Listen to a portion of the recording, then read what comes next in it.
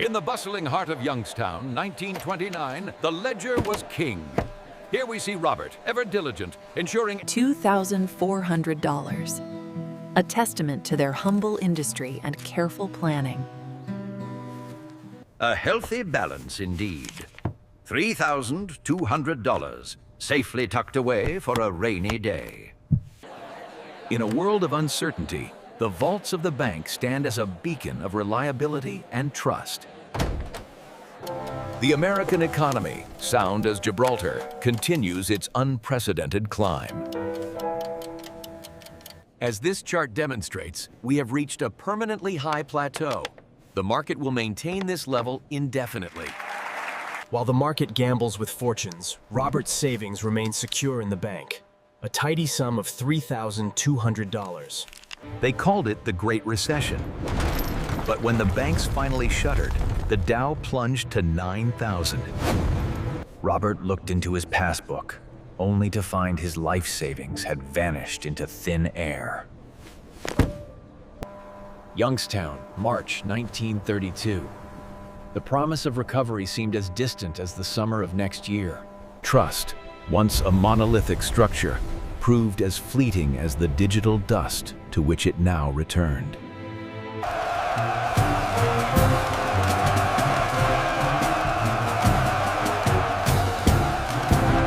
Price?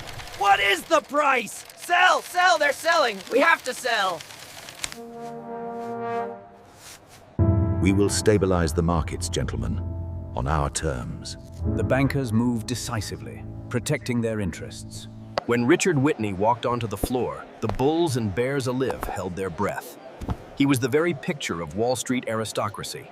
With a commanding presence, Richard Whitney placed his strategic bid. 25,000 shares of U.S. Steel at $205. The morning papers declared the market steady, assuring the public that all was well. In the quietude of their Youngstown home, Robert reflected on the simple joys. Another perfect morning, my love. The 28th of October.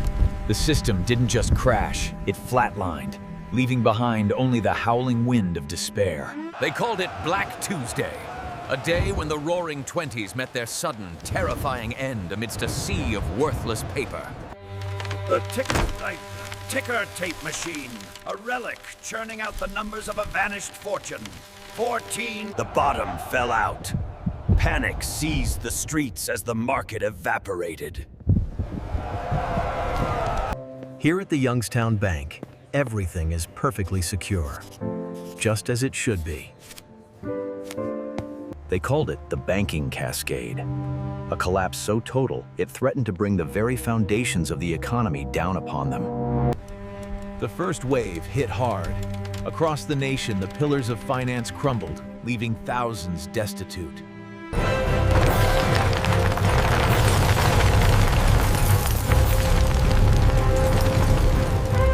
The streets were paved not with gold, but with worry. For these immigrants, the bank book was both a lifeline and a heavy burden. They denied his loan, sealing the door on his dreams. But outside, the neighborhood was listening. As the morning light broke, the city witnessed an unprecedented scene of financial hysteria. The failure of the Bank of United States sent shockwaves through the nation. Robert knew the implications for Youngstown would be severe.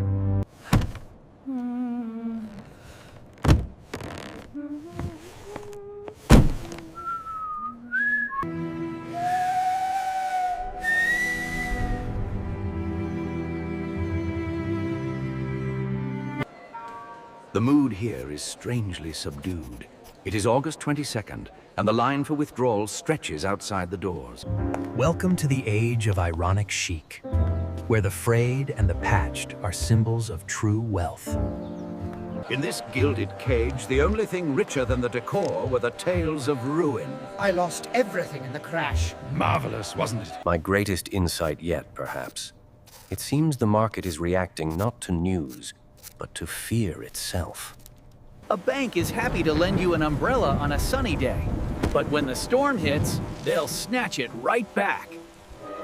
I can't keep up. It's vanishing right before my eyes. What will we do when it's gone? The bank holds only a fraction of deposits on hand. When the crowd rushes the cash, the system inevitably breaks. The Youngstown bank was quiet at dusk.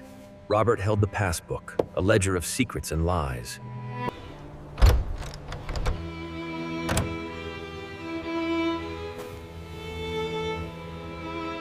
The manager delivered the news with clinical precision. Pursuant to the order of the state, this institution is hereby declared insolvent. All accounts are frozen. The Bank of the Cosmos was vast. Robert had worked here for centuries. As mandated by the receivership, all accounts are settled at 30 cents on the dollar. We appreciate your understanding during this liquidation. In this new age of finance, even your savings are traded like commodities. 30 cents on the dollar for a passbook. A fair price, they said.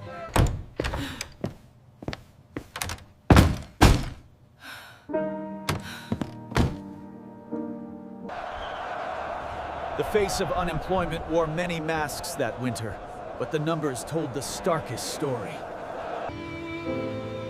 When the moratoriums ended, the floodgates opened. 273,000 households now. 9 million vanished accounts.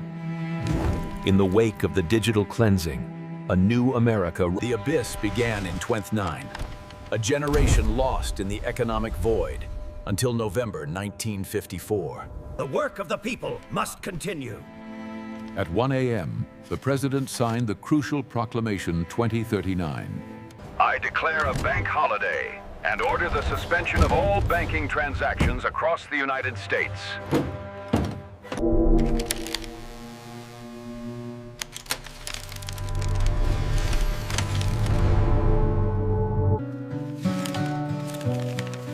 Margaret produced 11 crupola.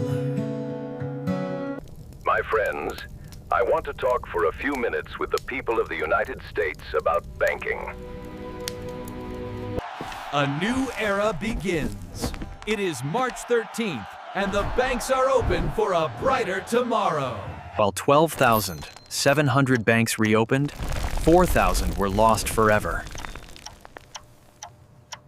After years of keeping their savings under the mattress, the townsfolk eagerly lined up to finally deposit their cash in the brand new bank.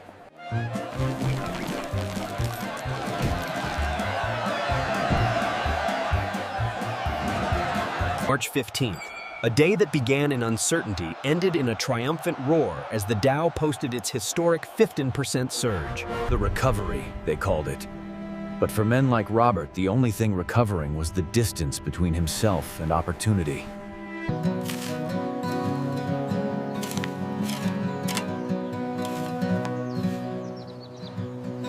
Welcome back to the backyard farm, where the soil is rich and the vegetables are thriving. 37 jars gleaming in the amber light, a summer's worth of labor safely preserved for the winter of 32. In an era of uncertainty, the American farmer stands resilient. Through hard work and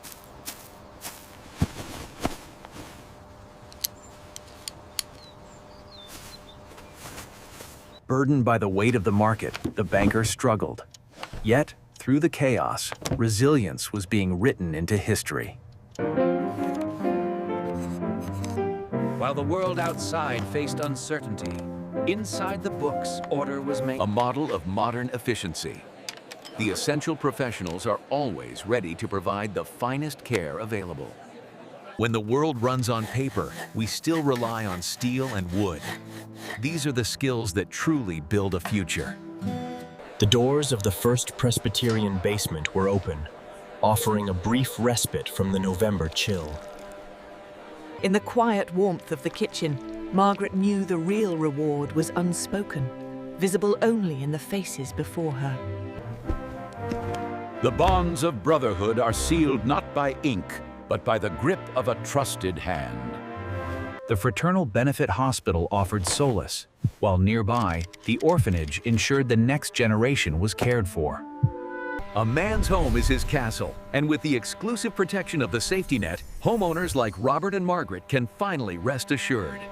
For Robert, the monthly mortgage payment was less a burden and more an existential dread etched in red ink.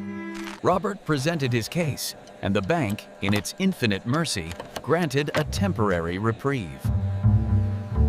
A stark contrast in times of crisis. For some, the specter of foreclosure looms, while for others, leverage provides security. Burdened by the weight of the market, the banker struggled. Yet, through the chaos, resilience was being written into history. Sufficient capital, as we shall see, is the bedrock upon which true prosperity is built, especially in uncertain times. In this game of survival, there are three essentials: patience, courage, and capital. Time, as always, is running out. Money was scarce in those days, but love, like the garden outside, continued to grow. Though the world may shake, their faith remains unmoved, a testament to the unshakable foundation built on hard work and grace. In the meticulously planned model neighborhood, every moment is utilized for maximum productivity and growth. As the nation pushed further into 1935, the luxuries of the past gave way to necessity. The year is 1941. The wave of economic ruin spares no one as the city is consumed by the rising tide of despair. And so the great wave pulled back, revealing the true cost of their reckless ambition. The old systems were sinking fast. With the scratching of pens, the Banking Act of 1933 established the Federal Deposit Insurance Corporation. A new era of trust began. For 90 years, through every changing style and shifting market, your deposits have remained secure.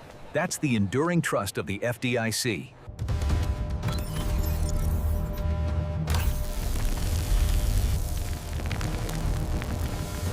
An emergency intervention shields the modern structure. Yet, the lessons of the past, recorded in red on the ledger, loom in the shadows. The ledger clearly showed the valuation at $10,000, but the reality on the ground was far more grim. When the markets diverged, the chasm revealed the true cost. Book value remains a myth, while real value plummets into the abyss. With occupancy rates plummeting, the future of the urban core hangs in the balance. As the pillars of the local economy buckle, the Federal Reserve intervenes, securing the assets and mitigating the risk. The shield, much like the gold once held within these walls, proved only temporary. The system was flawless, they said, stabilized since the great crash of 1933. Robert and Margaret understood the timeless truth. While some futures fade, a thoughtful plan ensures generations thrive. In uncertain times, true wealth is tangible. We trust only what we can hold. Golly gee, folks! For more swell videos, just click the subscribe button.